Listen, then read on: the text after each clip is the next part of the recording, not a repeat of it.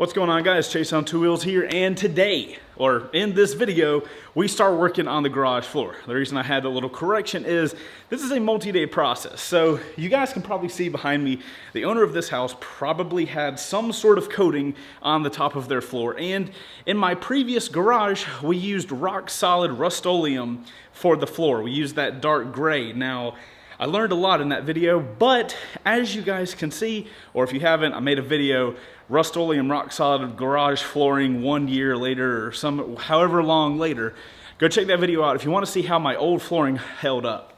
I think it held up really well, and it worked super well for us. You know, we did a full build in that house and in that garage with that flooring, and it worked great. So we're going to be using the same thing in this flooring, except this time, went with Silver Bullet High Gloss.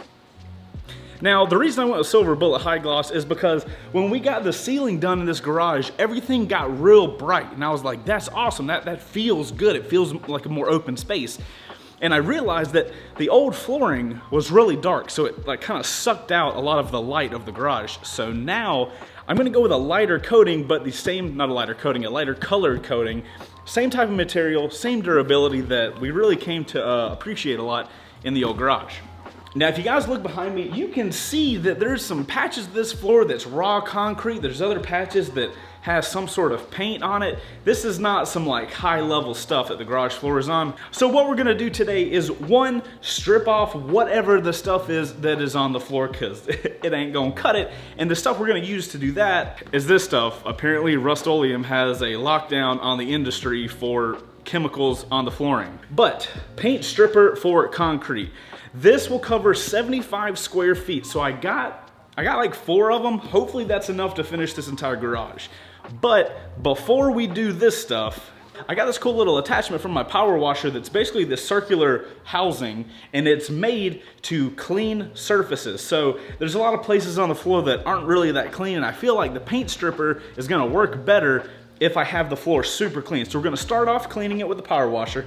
Then we're gonna lay on thick this stripping material to hopefully like scrape up the stuff. Oh, and to scrape it up, I ended up getting these little,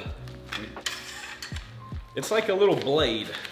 So after I let the material stay on there, this box says 30 minutes to 5 hours. I'm gonna hope for more of the 30-minute thing. I'm gonna do one patch to kind of get an idea, and then we'll do the rest of the thing. But this little guy is what we will use to like shave up the old paint. So I'm gonna put this back on before I hurt myself. Bro, look at this. You know you could kill at least one zombie with this before you got eaten alive. Now, on top of this weird ass material on the ground, we've also got a lot of these little divots. And I realize that it's probably not that big of a deal, but my thought process is if I'm going through all this trouble to make this garage like my dream garage for me and my guys to like do our show out of, that we give motorcycles away and build them up, if I'm gonna go through all this trouble, I might as well fill in all these holes while I'm at it. And to do that, I'm just kidding, this is like the only product Rust-Oleum did not make in this entire video apparently. This stuff is called Quickcrete. So Quickcrete. So what this is like a liquid concrete. So I'm gonna be able to fill in this hole, and because it's a liquid, it will level itself out. So that is gonna be the last step of today, because then this stuff this stuff dries to the touch in 30 minutes and hardens in 24 hours. So what we're gonna do is once we get this stuff in, all of these little cracks, we are going to let the garage sit for 24 hours. We're gonna come back, hit it with a sander, these areas and the areas that the raw concrete is there if I need to. Hopefully when I peel the paint up, those areas won't be too bad. So we'll do all this today, come back, sand it tomorrow, and then we should be ready to get the flooring on. So without any further ado, let's get to work. Day 1, let's go.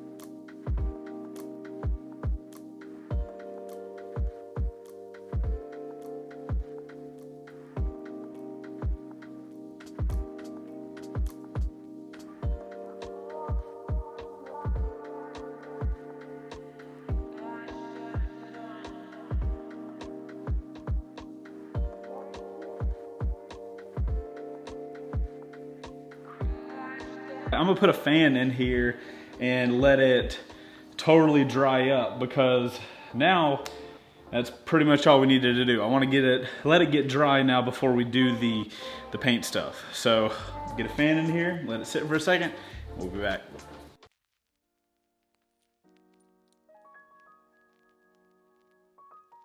All right guys, so as you can see, garage is relatively dry now. So we're gonna try this paint stripper. What we're gonna do is pour it in just this one little spot and kind of get a test of how it's gonna do, because obviously I don't know how it's gonna work. I assume it's paint that I'm on, but we're gonna find out. I'm gonna set this camera up on a time lapse because this is supposed to take a minimum of 30 minutes and a max of 5 hours. And what it's supposed to do is get under the paint and wrinkle it up, in which case afterwards I can scrape it off. So I'm gonna shake this well, put it on this one spot. Supposedly you're supposed to pour it on pretty thick, and we'll see how it goes. Hopefully it'll make a cool looking time lapse for you guys.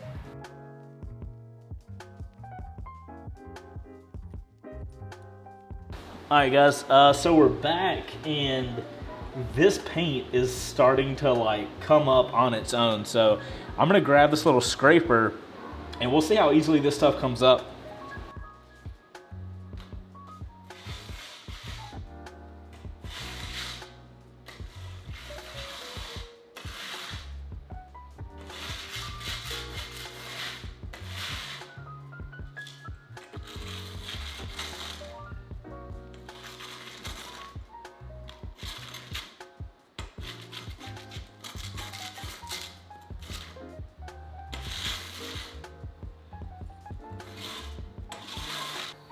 All right, everybody, so paint stripping absolutely worked, but I left this for 50 minutes. That's how long the time lapse was. So I think it needs to sit a little longer, because like here in the middle, it looks like it did a really good job, but over here, the paint still is here. So I'm gonna spread the stuff out again, and we're just gonna keep doing the whole garage.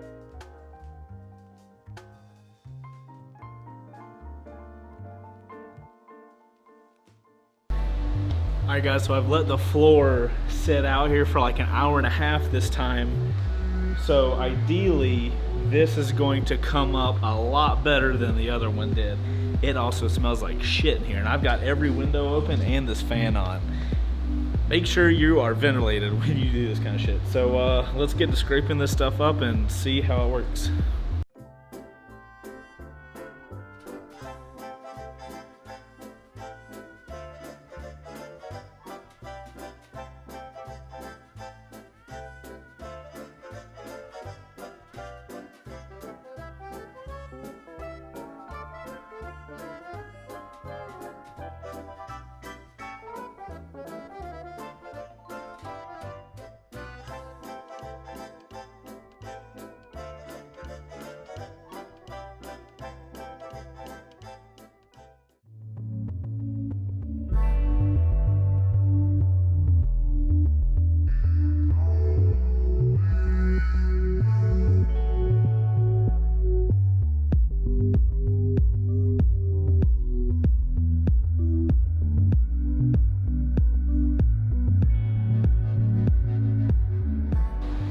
All right guys, so as you can see, we've got the last little square of the paint stripper stuff on last bit of the garage. It is getting late, we're gonna run out of light really soon. So what I'm gonna do, let this stuff soak in for its hour, hour and a half, scrape it up. And after I scrape that up, I'm gonna power wash the entire garage to get all of the, like that stripping material out of the garage. So we'll come back tomorrow where we will add the concrete filler stuff, and that's all we'll probably do tomorrow, because it's got to dry for 24 hours before we can sand it. So our 2-day job has turned into a 3-day job, but you know, it is what it is. Okay, see you guys tomorrow. All right guys, day 2 of here in the garage. So like I told you guys last night, I power washed it and kind of just, after I did that, moved everything back in after I vacuumed it up. So I'm gonna use this, go along the garage, scrape up any loose paint, and then I'm gonna do one more run with the surface power washer.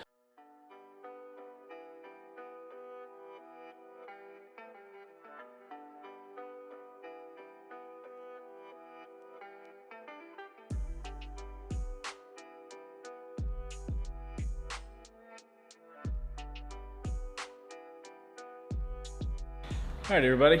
Garage looks mostly dry. There's a couple little wet places here and there, but they're not on the spots that we're gonna use this crack filler with. So our next step is to use concrete crack seal. What this is going to do is fill in these little divots here and there in the garage. There's a couple of them, like, I don't know if you guys can tell. Right here, there's a little divot that kind of goes along the way. It looks like a really big scratch happened or something.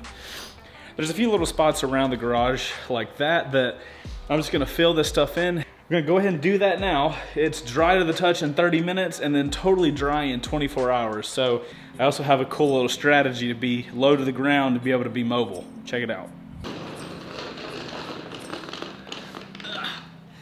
All right, we bought this little rolly thing originally to like move engines and stuff, but turns out it's gonna work out really good to find all these little cracks. It's a good perspective.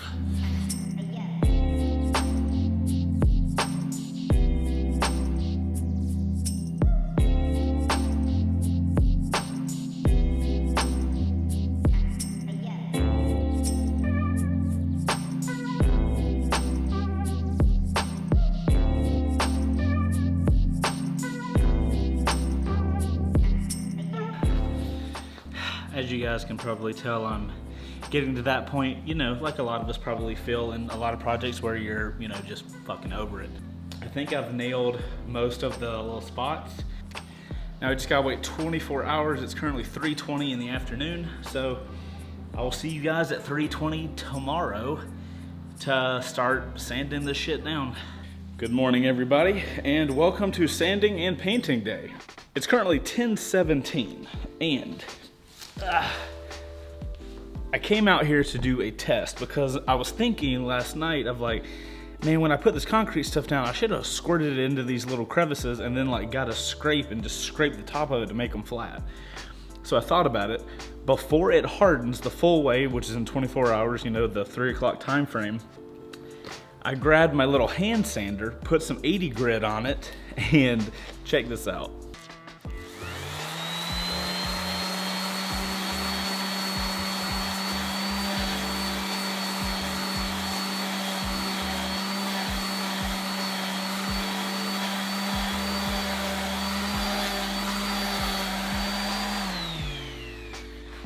So, since my test worked so well, I know you guys are gonna make fun of me because there's this thing, this diamond grit sander thing you can rent from Home Depot and do the entire garage, and it's massive.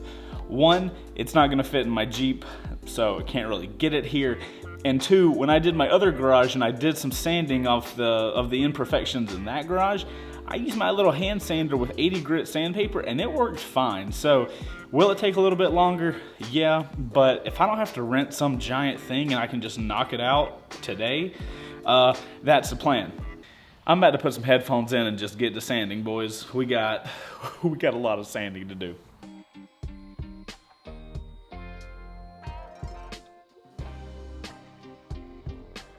Whew, okay guys, I have ruined my back, but I have also realized that this little rolly thing, super clutch. So the entire garage is now sanded. Last step for this prep the floor is etching. So this is basically mix this with water, etch the ground, scrub it in, rinse it 3 times, so rinse it a lot, and then you're ready to go. All right guys, so I've got a 2-gallon or 10-quart bucket.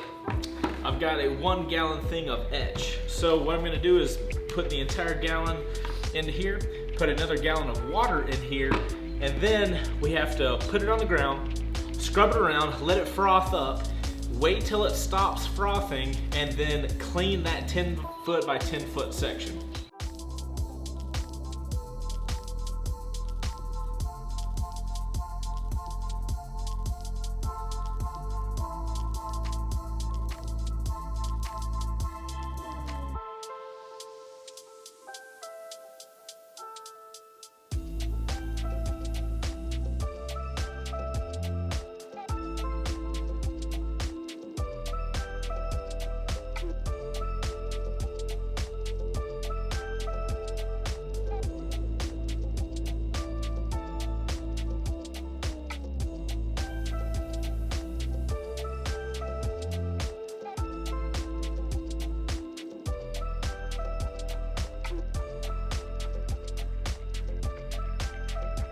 Etching is now done. Garage floor is on dry mode. That is going to bring us to the end of the garage floor prep. I'm gonna separate this probably into 2 videos. There's gonna be prepping the floor. There's gonna be actually applying the Rocksolid Rust-Oleum stuff to the floor. That'll be a second video.